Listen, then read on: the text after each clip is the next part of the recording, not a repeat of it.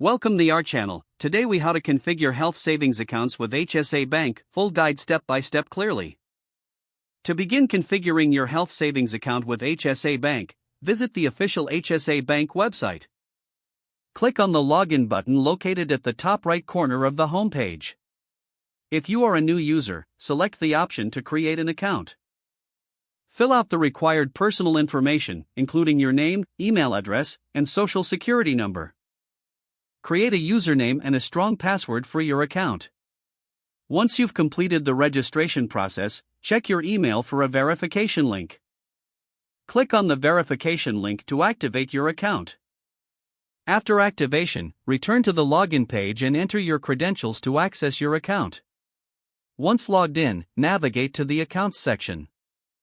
Select the option to open a new health savings account. Review the information regarding the benefits and features of the HSA. Fill out the application form with relevant personal and medical information.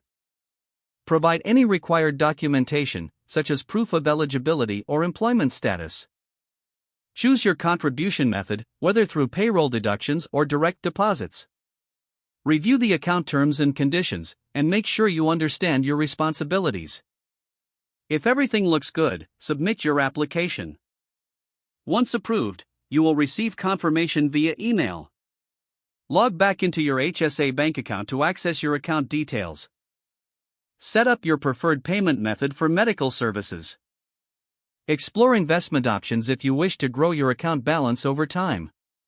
Keep track of your contributions and expenses using the HSA Bank tools.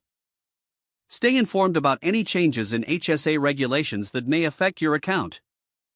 Regularly check your account statements and balance to ensure everything is on track.